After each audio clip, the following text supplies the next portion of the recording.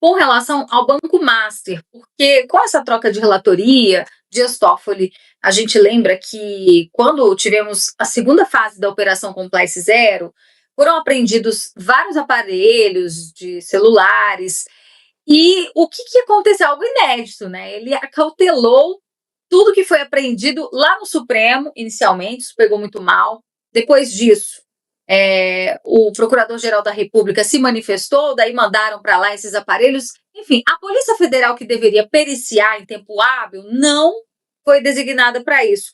E o Toffoli, ele indicou alguns peritos de sua confiança.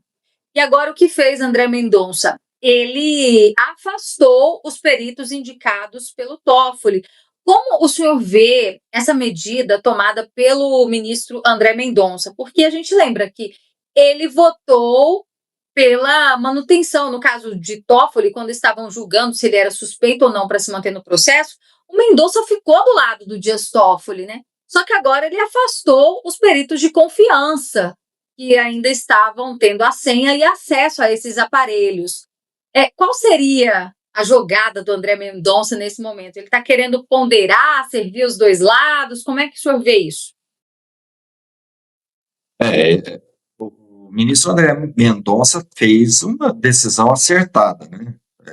Afastando, né, esses indicados pelo Toffoli e permitindo a indicação de outro e dando autonomia para a Polícia Federal. Liberou também documentos, né, que estavam antes restritos à CPMI, mas eu acho assim que o ministro André Mendonça, ele está num papel difícil ali, né? Eu acho que tem a questão do corporativismo, né?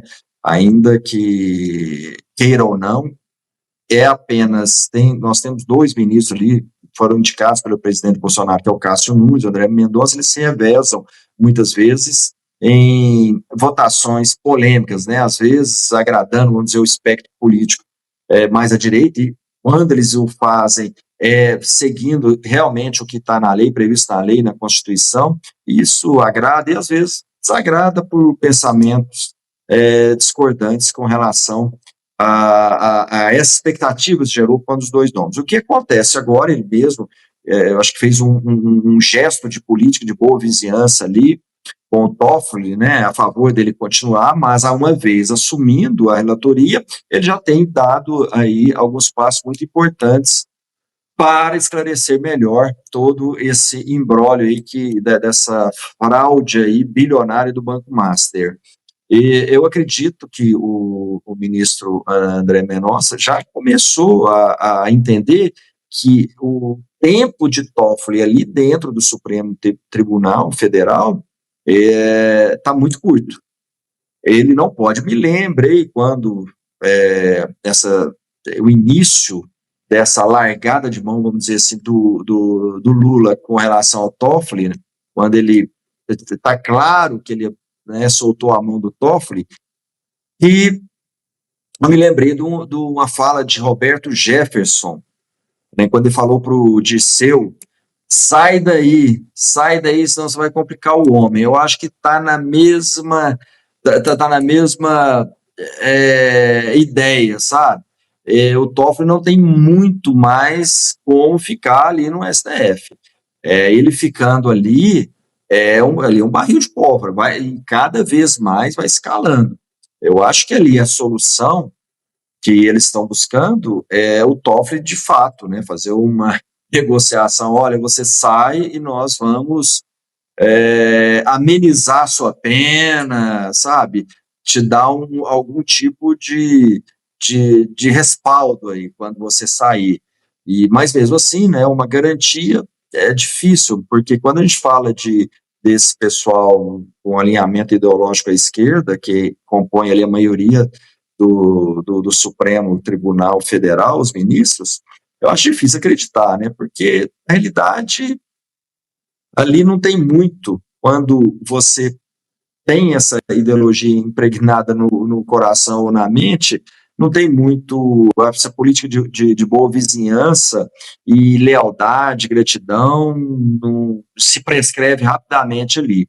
Como é o caso do Lula, né? Toffoli fez tantos movimentos ali, até a abertura desse inquérito das fake news, que tanto beneficiou até mesmo a eleição, do Lula, mas para o Lula isso nada importa, nada valeu.